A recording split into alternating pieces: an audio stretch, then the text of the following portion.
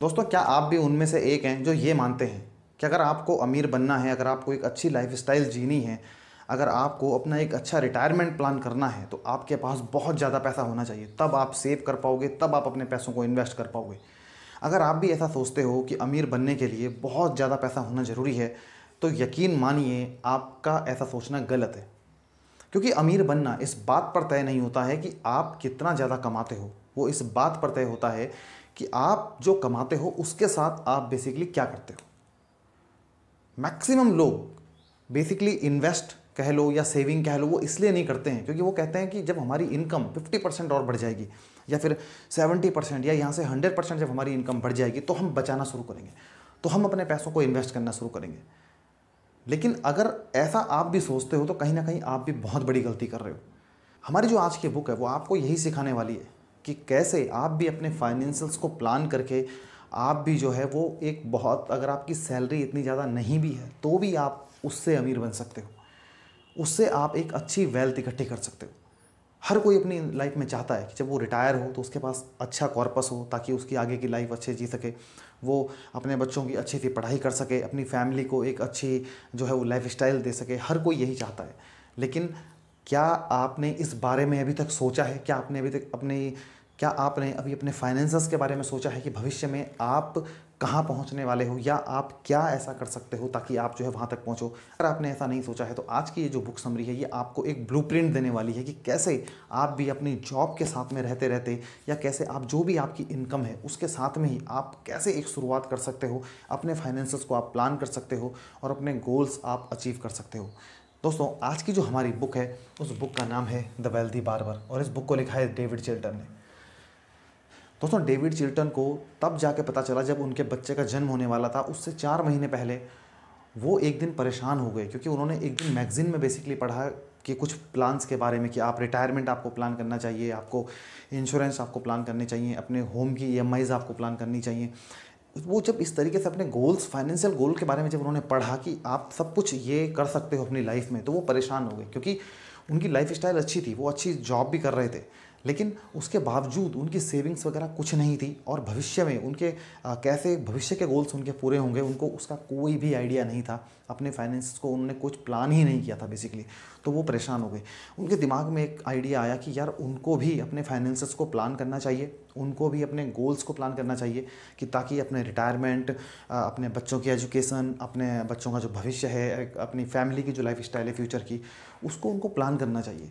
तो अब वो ऐसा किसी आदमी को ढूंढने लगे कि ताकि वो इंसान उनको बता सके कि वो कैसे अपने फाइनेंसेस को प्लान करें। उनको इनका कोई भी आइडिया नहीं था बिल्कुल भी। तो किसी ने उनको बताया कि उनको रॉय मिलर को मिलना चाहिए। अब रॉय मिलर कौन है? रॉय मिलर एक्चुअली एक वेल्दी बार्बर है। रॉय जब लॉ की पढ़ाई कर रहे थे तो उस समय उनके फादर की डेथ हो गई, तो उनको अपनी लॉ की पढ़ाई छोड़नी पड़ी और अपने फैमिली के सर्वाइवल के लिए उनको क्या करना पड़ा, अपने फादर के जो उनका काम था बार्बर का, उसी को उन्होंने आगे बढ़ाया। उनकी मदर ने क्या किया कि मेड की नौकरी की ताकि उनकी बहन की पढ़ाई पूरी हो सके, कि उनकी बहन की जो है वो पढ़ाई पूरी हो सके, बेसिकली अपनी फैमिली को वो वहाँ से देखभाल करने लगे। अब रॉय अच्छा कमाने लगे धीरे धीरे करके। उन्होंने उस टाइम पे एक बहुत अच्छा आइडिया किया कि उन्होंने जो है वो ये कह लो कि चलती फिरती नाई की दुकान उन्होंने बना ली थी। उन्होंने ट्रक के पीछे एक्चुअली एक सैलून टाइप का बना दिया ताकि वो जगह जगह जाया करते थे और वहाँ बेसिकली अपना बार्बर का काम किया करते थे। इससे उनको काफ़ी अच्छी इनकम बेसिकली होती थी। बस मंगलवार को थोड़ी उनकी इनकम जो थी वो कम होती थी क्योंकि जो रिफाइनरीज़ के लोग थे वो उस दिन बेसिकली बाल कटवाने वहाँ पे नहीं आ पाते थे। तो उस दिन रॉय के दिमाग में क्या आइडिया आया कि उन्होंने क्या किया कि ट्रक के पीछे एक सैलून टाइप का बना दिया और वो उसको मंगलवार को रिफाइनरीज़ में ले जाने लगे ताकि वो वहाँ पे जो लोग हैं वो बाल कटवा सकें बेसिकली। तो ये आइडिया उनका इतना सक्सेसफुल हुआ कि बाकी दिन भी रिफाइनरीज़ में जो है वो उनको ट्रक भेजने पड़े, सैलून ट्रक अपने भेजने पड़े, और उन्होंने 2 आदमियों को उनको बल्कि काम पे रखना पड़ा। इतना ज़्यादा वो सक्सेसफुल उनका आइडिया हुआ। तो वो अच्छा पैसा कमा रहे थे, अपनी बहन की देखभाल कर रहे थे, अपनी माँ की देखभाल कर रहे थे, काफ़ी अच्छा उनका चल रहा था। लेकिन फिर भी वो सेटिस्फाइड नहीं थे। कहीं ना कहीं उनको ये लग रहा था कि यार अब इतना तो है, लेकिन फ्यूचर में क्या होगा, कैसे सेविंग्स होंगी, कैसे क्या होगा, कैसे। उनके दिमाग में भी वही क्लिक हुआ कि कैसे फाइनेंशियल प्लान करें अपने। तो किसी ने उनको बताया कि उनको जो है वो मॉरिस वाइट से मिलना चाहिए, वो बेसिकली उनको बता सकते हैं कि फाइनेंशियल को कैसे प्लान करना है। तो मिस्टर रॉय जो हैं वो जाते हैं मॉरिस वाइट के पास और मिस्टर वाइट उनको बताते हैं पूरी फाइनेंशियल प्लानिंग, कैसे रिटायरमेंट प्लान करना है, कैसे आपको अपने इंश्योरेंस देखने हैं, कैसे आपको इन्वेस्ट करना है। और इस तरीके से वो पूरा प्लान उनको बताते हैं कि जिससे कि रॉय क्या करते हैं, उन बातों को पूरा ध्यान में रखे हुए और उन चीज़ों को एग्जीक्यूट करते हुए अपनी फाइनेंसेस को सुधारते हैं, अपने फाइनेंसेस को अच्छा बनाते हैं, क्योंकि फाइनेंशियल प्लानिंग एक्चुअली बहुत ज़रूरी है अपनी ज़िंदगी में। तो वहाँ से रॉय जो हैं वो अमीर होते जाते हैं और उनको एक वेल्दी बार्बर कहा जाने लगता है कि वो एक नॉर्मल बार्बर नहीं थे, वो उनके पास काफ़ी सारी एक लग्जरी लाइफस्टाइल कह लो या अच्छी सेविंग्स, अच्छी एसेट्स उन्होंने अपने लिए बना ली थी, तो इसलिए उनको एक वेल्दी बार्बर कहा जाने लगा। तो रॉय के पास जो है डेविड चिल्टन जाते हैं, तो डेविड चिल्टन को भी रॉय जो हैं वो पूरी वही फाइनेंशियल प्लानिंग बेसिकली समझाते हैं कि ताकि जिससे कि डेविड भी क्या करें, अपनी लाइफ को सुधारें। और डेविड भी वहाँ से सीखते हैं, रॉय उनको सब कुछ समझाते हैं और वो सारा कुछ सीखते हैं, डेविड उनको अपनी लाइफ में फॉलो करते हैं और इस तरीके से डेविड भी अपने फाइनेंस को प्लान करते हैं और अपने गोल तक पहुँचते हैं बेसिकली। तो अब वो जो पूरी समरी है कि क्या मॉरिस वाइट ने रॉय को सिखाया, क्या रॉय ने बेसिकली डेविड चिल्टन को सिखाया, वो जो है वो एक स्टोरी है, वो उन्होंने काफ़ी कुछ उसमें उनको सिखाया है। तो उसमें से क्या क्या उन्होंने सिखाया है, उसमें से मैं 5 पॉइंट्स बेसिकली आपके साथ में शेयर करूँगा। ये 5 पॉइंट्स डेविड चिल्टन ने फॉलो किए अपनी लाइफ में, अपने फाइनेंसेस को बेटर करने के लिए। ये मिस्टर रॉय ने बेसिकली जो वेल्दी बार्बर है उसने फॉलो किया इनको अपनी फाइनेंसेस को सुधारने के लिए। और मैं आपसे उम्मीद करूंगा कि आप भी इन 5 पॉइंट्स को अपनी लाइफ में अगर फॉलो करते हो तो यकीन मानो आपके फाइनेंसेस बहुत ज़्यादा सुधरने वाले हैं और आपके जो भविष्य के गोल हैं वो गोल आप अचीव करने वाले हो। आप अमीर इंसान बेसिकली बनने वाले हो अगर आप इन 5 पॉइंट्स को अपनी ज़िंदगी में फॉलो कर लो तो। इन 5 पॉइंट्स में जो सबसे पहला पॉइंट है बेसिकली वो है पे योर सेल्फ फर्स्ट, यानी कि सबसे पहले खुद को पे करो। हम लोग, अब आप कहोगे कि यार खुद को तो हम पे करते ही, जो हम कमाते हैं वो सारा पैसा है तो हमारा है, कमाते हैं, हमारी सैलरी आती है, हम वहाँ से क्या करते हैं, हर महीने कुछ पैसा दूध वाले को दे दिया, कुछ पैसा हमने मकान मालिक को दे दिया, कुछ पैसा हमने किसी और को दे दिया। इस तरीके से हम क्या करते हैं, सबको पैसा दे देते हैं और आखिर में अपने पास हमारे कुछ भी नहीं बचता है। हमारे साथ यही होता है मैक्सिमम। लेकिन ऑथर कहते हैं कि आपको सबसे पहले खुद को पे करना है और इसको ऑथर बेसिकली नाम देते हैं द 10% सॉल्यूशन। इससे आप अपना काम कर सकते हो। कैसे? आपकी जो भी इनकम है, जब भी आप अपनी जॉब करना स्टार्ट करते हो, इवन आपने जॉब स्टार्ट करनी शुरू भी कर दी हो, तो जो भी आपकी इनकम है 10% उसका आपको कभी नहीं छेड़ना है। वो 10% आपको ऑटोमेटिकली इन्वेस्ट करना है। यानी कि अगर आपकी इनकम 20,000 रुपीज़ महीना है तो 2,000 रुपीज़ हर महीने आपको बिल्कुल अलग रखना है और उस पैसे को आपको इन्वेस्ट करना है। कितनी भी आपकी इनकम हो, आपकी इनकम अगर 50,000 रुपये महीना है तो 50,000 रुपये का जो भी 10% आपका बना, यानी कि 5,000 रुपये, वो आपने बिल्कुल अलग रखना है, उसको आपने छेड़ना ही नहीं है।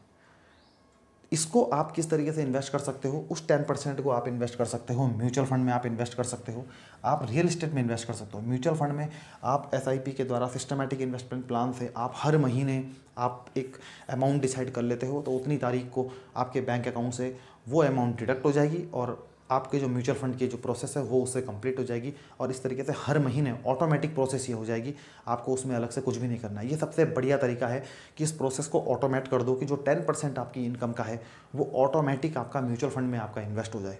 आप म्यूचुअल फंड में इन्वेस्ट कर सकते हो, आप इंडेक्स फंड में इन्वेस्ट कर सकते हो। आप इन्वेस्ट बेसिकली उसको ज़रूर करो क्योंकि वो चीज़ ऐसी है वो आपकी लाइफ लॉन्ग चलने वाली है। वो 10% आपने अपने आप को पूरी ज़िंदगी चलाना है। जब तक आप जॉब करोगे वो 10% आपका उस अकाउंट में जाता रहेगा। तो म्यूचुअल फंड लॉन्ग टर्म में इन्वेस्ट करने का एक बहुत ही बढ़िया साधन है, तो आप वहाँ इन्वेस्ट कर सकते हो। दूसरा, आप उसको इन्वेस्ट कर सकते हो रियल एस्टेट में। रियल एस्टेट में कैसे आप उसका यूज़ कर सकते हो, आप प्रॉपर्टी जैसे बाई कर लो, कुछ आप डाउन पेमेंट देके और वहाँ से जो कुछ लोन आप बैंक से फाइनेंस करवा सकते हो और वहाँ से बेसिकली आप क्या कर सकते हो कि जो भी आपकी मंथली जो 10% की है वो आप EMI के रूप में आप दे सकते हो। और इस तरीके से कमर्शियल प्रॉपर्टी आपने ले ली, उसको आपने रेंट पे दे दिया, तो हर महीने आपको वहाँ से रेंट भी बेसिकली आ रहा है, तो वो आपकी एक पैसिव इनकम भी हो जाती है। और ऊपर से आपने क्या किया बेसिकली कि अपनी जो 10% है उसको आपने काम पे लगा दिया। तो यानी कि 10% को आपको अपने काम पे लगाना है, उससे अपने लिए आपको काम करवाना है। जब आप लंबे समय तक ऐसा करते रहोगे तो आपका जो पैसा है वो आपके लिए इनकम जनरेट करने का काम बेसिकली करेगा। तो 10% सॉल्यूशन हमेशा माइंड में रखो जब भी आप अपनी जॉब शुरू करो, चाहे आप जॉब कर रहे हो, चाहे आपकी जॉब स्टार्ट होने वाली है। 10% आपकी इनकम का आपको ये मानना है कि ये मेरा है ही नहीं, उसको लंबे समय तक आपको निवेश करते रहना है और एक दिन आप देखोगे बहुत बड़ी वेल्थ उससे क्रिएट हो सकती है। तो सबसे पहला पॉइंट 10% सॉल्यूशन, इस तरीके से हमने सीखा। दूसरे नंबर पे आती हैं विल्स। ऑथर कहते हैं कि आपको अपनी विल्स भी बनानी चाहिए बेसिकली और उनको टाइम टू टाइम अपडेट करते रहना चाहिए। मान लो कि आप अपने बच्चों के लिए कुछ छोड़ के जाना चाहते हो, अपनी कुछ फैमिलीज़ के लिए आप छोड़ के जाना चाहते हो, कुछ ऐसी चीज़ें हैं आपके पास, बहुत सारी चीज़ें तो आपको पता है ऐसी हो जाती हैं कि जो फैमिली के मेंबर्स होते हैं, बड़े मेंबर, जब वो चले जाते हैं तो बच्चों को पता भी नहीं होता बेसिकली कि उनके पास क्या क्या था, उन्होंने कहाँ इन्वेस्ट किया हुआ था। सपोज़ करो उन्होंने किसी कंपनी के शेयर खरीदे हुए हैं, लेकिन बच्चों को पता ही नहीं है कि उन्होंने वो कंपनी के शेयर खरीदे हुए हैं, या उन्होंने कहीं प्रॉपर्टी ले रखी है, बच्चों को पता ही नहीं है। अचानक से मान लिया वो चले जाते हैं, तो उसके बाद फैमिली को बहुत प्रॉब्लम्स का सामना करना पड़ता है। कभी कभी तो कोर्ट के चक्कर लगाने पड़ते हैं, और बहुत ज़्यादा जद्दोजहद के बाद भी उनको वो चीज़ मिल पाए इसकी कोई गारंटी नहीं होती है। तो इसका सॉल्यूशन ऑथर कहते हैं कि आपको ये करना है कि आपको समय से ही, जब आप यंग में हो तभी आपको अपनी विल बनानी चाहिए। जैसे जैसे आपकी नेटवर्थ बढ़ती जाएगी, जैसे जैसे आपकी एसेट्स बढ़ती जाएंगी, आप उसको अपडेट करते रहो बेसिकली। जैसे जैसे आप उसमें जो भी चेंजेस करना चाहते हो, आप टाइम टू टाइम उसको अपडेट करो, लेकिन अपनी विल ज़रूर बना के रखो आप। तीसरा पॉइंट जो आता है वो है इंश्योरेंस। इंश्योरेंस का फाइनेंशियल प्लानिंग में बहुत इंपॉर्टेंट रोल है। इंश्योरेंस की जब हम बात करते हैं तो बहुत से लोग इंश्योरेंस के नाम से जो है ना, वो एक तरह से इरिटेशन उनको होती है। वो कहते हैं कि यार क्या फालतू का पैसा दे रहे हैं हम। हेल्थ इंश्योरेंस सपोज करो कोई लेता है, वो कहता है सारे साल पर तो मैं बीमार पड़ा ही नहीं, मैंने पिछले साल 20,000 रुपये भी फालतू में दे दिया।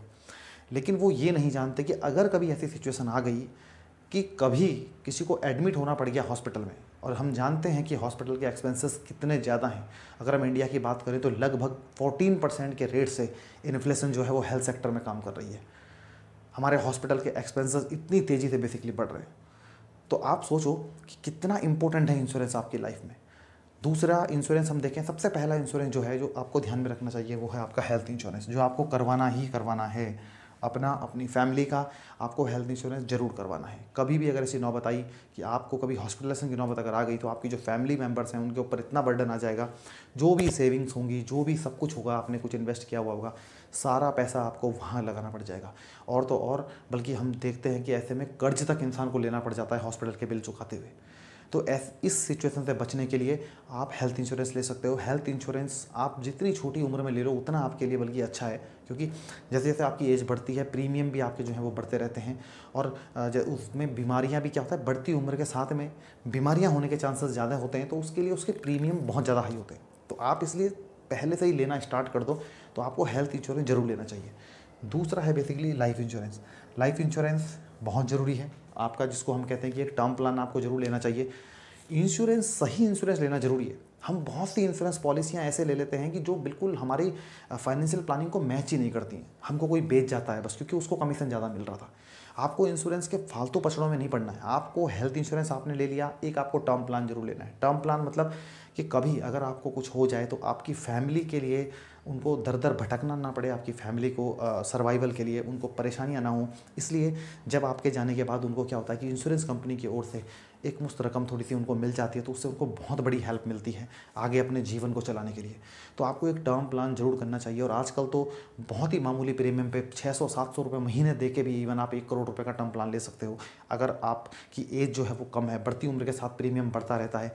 जितनी कम एज में आप अपना हेल्थ इंश्योरेंस ले लो, जितनी कम उम्र में आप अपना टर्म प्लान ले लो, ये आपके लिए बहुत अच्छे होते हैं कि इनके प्रीमियम आपको कम देने पड़ते हैं। और टर्म प्लान में तो एक बार अगर आपका प्रीमियम सेट हो गया तो वही प्रीमियम बेसिकली आपका पूरी लाइफ चलेगा। मान लो आपने 22 साल की उम्र में कोई टर्म प्लान ले लिया, आपने 600 रुपये हर महीने देकर अगर आपको 1 करोड़ रुपये का बेसिकली टर्म प्लान मिल जाता है, तो आपको लाइफ लॉन्ग वो 600 रुपये का प्लान ही बेसिकली चलने वाला है। उसमें आपका प्रीमियम भी बेसिकली नहीं बढ़ता है। तो जितनी जल्दी हो सके आप अपना एक टर्म प्लान जरूर लो। तो इंश्योरेंस का ध्यान रखना बहुत ज़रूरी है अपने फाइनेंशियल प्लानिंग में। अदरवाइज़ अगर आप इंश्योरेंस का ध्यान नहीं रखोगे तो आपकी जो भी सेविंग्स होंगी, जो भी इन्वेस्टमेंट होगी, सारी की सारी इन्वेस्टमेंट जो है वो जब कोई ऐसी इमरजेंसी आएगी तो वहाँ आपका सब समाप्त हो जाएगा। तो ये ध्यान आपको बहुत ज़रूरी रखने की ज़रूरत है। अब आती है बात होम की, स्वीट होम जिसको हम बोलते हैं। कभी कभी क्या होता है कि बहुत से लोग क्या करते हैं ना, बहुत ज़्यादा बर्डन अपने ऊपर लेकर, लोन लेकर बेसिकली 30-30 साल का लोन लेकर अपने होम को बाई कर लेते हैं और ज़िंदगी भर उस लोन के चक्कर में पिसते रहते हैं। देखिए, अगर आपकी इनकम बहुत ज़्यादा है तो अगर आप वहाँ से मामूली सी कुछ प्रीमियम, मामूली से अगर आप अमाउंट दे रहे हो बेसिकली होम लोन की किस्त के रूप में, तो आपको होम लेना चाहिए। जैसे सपोज़ करो अगर आप रेंट पे रह रहे हो और रेंट पे रहने से आपकी जो मंथली ईएमआई है वो ईएमआई के बराबर ही अगर मान लिया आपका जो है वो होम लोन की किस्त आ रही है, तो आपको घर लेना चाहिए। लेकिन अगर आपकी सपोज़ करो होम लोन की जो किस्त है वो बन रही है 12,000 रुपये की और आप 4,000 रुपये के मकान में किराए पे रह रहे हो या 5,000 रुपये के मकान पे किराए पे रह रहे हो, तो आप ये सोचो कि बहुत ज़्यादा आप एक्स्ट्रा पैसा बेसिकली पे कर रहे हो और बहुत ज़्यादा बर्डन आप अपने ऊपर ले रहे हो। इससे आपकी बाकी इन्वेस्टमेंट भी प्रभावित होंगी। तो घर आपको लेना चाहिए, बिल्कुल लेना चाहिए, लेकिन आपको प्लान करना चाहिए बेसिकली कि किस स्थिति में मुझे घर लेना है, और अपनी सिचुएशन को आपको देखना चाहिए कि क्या मेरी जो करंट सिचुएशन है। अब मान लो आपकी सैलरी 50,000 रुपये, उसमें से होम लोन के रूप में ही आपकी मान ले सपोज करो 28,000 रुपये की किस्त चली जाती है। अब बाकी जो पैसा बचा उसमें कैसे आप अपने एक्सपेंसेस पूरे करोगे, कैसे आप जो है अपनी फैमिली के खर्चे करोगे, कैसे आप उसमें से इन्वेस्ट करोगे कल के दिन के लिए, बच्चों की पढ़ाई के लिए, अपने रिटायरमेंट के लिए। तो आपको ये ध्यान रखने की बहुत ज़रूरी ज़रूरत है कि कैसे आपको ये सब चीज़ें मैनेज करनी है। तो होम लोन की जो किस्त है वो आपकी जो मंथली रेंट है उसके बराबर अगर आपकी है तो आपको अपना घर ले लेना चाहिए। अदरवाइज़ आपको एक्स्ट्रा बर्डन नहीं लेना चाहिए। आप प्लान करो, इन्वेस्ट करो, जब आपके पास थोड़ी रकम इतनी इकट्ठी हो जाए तो उसके बाद आप बेसिकली अपने घर को बेसिकली प्लान कर लो। लोग क्या करते हैं, जैसे 50 लाख का उन्होंने मकान लिया है तो उसमें से क्या करते हैं, वो बहुत मामूली डाउन पेमेंट देते हैं और बहुत हैवी EMI अपने जो है वो उसकी बना लेते हैं घर की। आपको पता है कि अगर आप 9% 9.5% के रेट से भी अगर होम लोन अगर आपको मिल रहा है तो कितनी हैवी EMI आपकी जो है हो जाती है। तो EMI जो है बहुत ज़्यादा आपके ऊपर बर्डन ना डाले, इसलिए आपको अपने होम को लेने से पहले प्लान करना बहुत ज़रूरी है। नेक्स्ट जो है पॉइंट वो है मेक योर बजट। हम लोग बजट अपना नहीं बनाते हैं, हमको पता ही नहीं है कि हमारे पैसे आते कहाँ से हैं, जाते कहाँ हैं, कितना पैसा हमारे पास आ रहा है महीने में, कितना पैसा कहाँ जा रहा है। आने का तो चलो थोड़े बहुत पता होगा भी, जाने का तो हमको पता ही नहीं होता है। पैसा पानी की तरह बहता है हम कहते हैं। तो आपको ये ट्रैक करना ज़रूरी है कि कितना पैसा आपका कहाँ जा रहा है। आपको इनकम आपको 2 कॉलम बनाने हैं, जिसमें कि आपको एक में इनकम लिखनी है, दूसरे में आपको एक्सपेंसेस लिखनी है। जो भी महीने के आपके खर्चे हैं वो आपको सब एक्सपेंसेस वाले कॉलम में लिखने हैं। आपको ये हमेशा ध्यान रखना है कि किसी भी कीमत में आपकी एक्सपेंसेस आपकी इनकम से ज़्यादा नहीं होने चाहिए। हमेशा अपने इनकम से कम पे आपको जो है वो बेसिकली जीना सीखना है। आपको पता होना चाहिए कितना पैसा आप कहीं जाने पे खर्च कर रहे हो, कितना पैसा आप टूर में खर्च कर रहे हो, कितना पैसा आपका ग्रॉसरी में खर्च हो रहा है, कितना पैसा बच्चों की फीस में जा रहा है आपका, और कहाँ से ऐसी चीज़ें जहाँ से कि आप थोड़ा बचत कर सकते हो। कुछ चीज़ें ऐसी होती हैं कि जो इंसान को पता ही नहीं होता कि हर महीने कितना पैसा आदमी उसमें उड़ा रहा है। सपोज करो वो हर वीक जो है वो मूवी देखने जाता है बाहर, अब वो एक में मतलब 1500-2000 रुपये खर्च करके आ जाता है एक वीक में। तो महीने भर में सोचो कि महीने भर में वो 5-6 हज़ार रुपये तो सिर्फ इसी उसमें खर्च कर रहा है कि वो मूवी देखने में खर्च कर रहा है। चाहे तो वो उसको बेसिकली बचा सकता है। अब हम बोलेंगे कि यार छोटे छोटे बचत करके क्या हो जाएगा, लेकिन छोटी बचत अगर आप अपने बजट को सही तरीके से मैनेज कर लो कि कितना पैसा आपका कहाँ जा रहा है, उसमें से अगर आप कुछ कटिंग करके, ज़्यादा भी नहीं, 100 रुपीज़ पर डे भी अगर आप उसमें से निकाल पा रहे हो। अगर आपने देखा कि यार बहुत से लोग देखे नहीं आपने, दिन भर में 5-5 सिगरेट पी जाते हैं। सपोज़ करो इस एक सिगरेट अगर उसकी 20 रुपये की भी है तो 5 सिगरेट उन्होंने 100 रुपये की पी ली पर डे में। तो अगर वो उस 100 रुपीज़ को बचा दें तो वो 100 रुपीज़ लॉन्ग टर्म में क्या कर सकता है। आप देखिए 100 रुपीज़ को, यानी कि 100 रुपीज़ पर डे को अगर आप महीने में देखोगे तो वो 3,000 रुपये पर मंथ होता है और 36,000 रुपये सालाना होता है।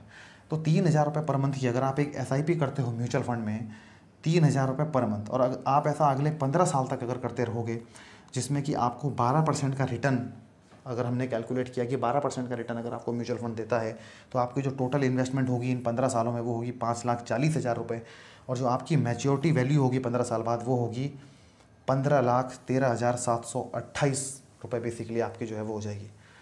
आप सोचो आपने टोटल जमा किया था 5,40,000, उसकी वैल्यू हो गई 15,13,728 रुपये।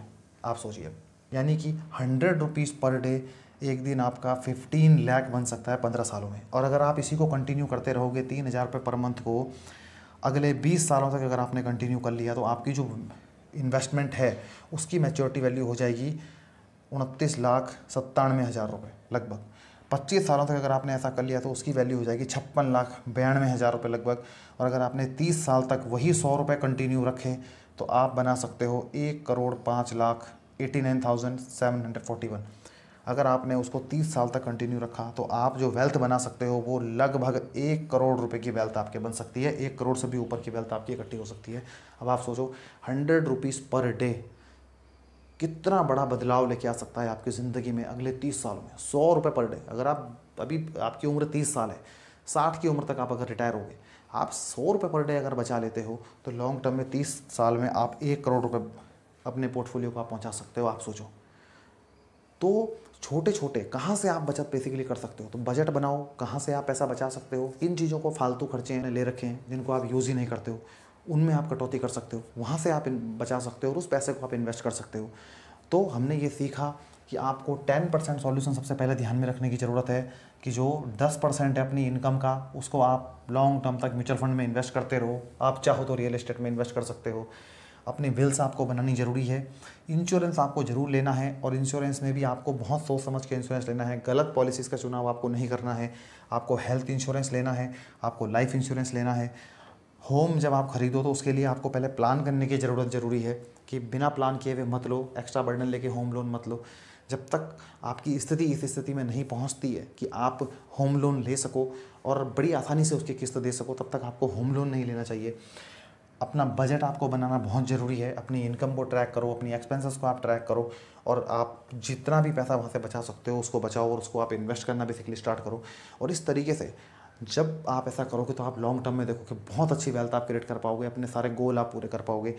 अब लोग कहते हैं कि बहुत देर हो चुकी है, अब हम 35 साल के हो गए, 36 साल के हो गए, अब हम शुरू नहीं कर सकते हैं। लेकिन आपको पता है सबसे बढ़िया जो दिन है किसी चीज़ को शुरू करने का, वो आज ही है बेसिकली। तो स्टार्ट टुडे, सबसे पहले आज ही स्टार्ट करो, अपना सेव करो, उसको इन्वेस्ट करो, इंश्योरेंस आप लो और अपना रिटायरमेंट आप प्लान करो। इस तरीके से आप देखोगे अगर आप ये सब लॉन्ग टर्म तक अगर आप करते रहोगे तो लॉन्ग टर्म में आपको इससे सारे गोल्स आप अचीव कर पाओगे। आप अपने रिटायरमेंट की प्लानिंग कर पाओगे, आप अपने गोल्स पूरे कर पाओगे, अपने बच्चों की एजुकेशन पूरी कर पाओगे और आप एक अच्छी वेल्थ लॉन्ग टर्म में क्रिएट कर पाओगे।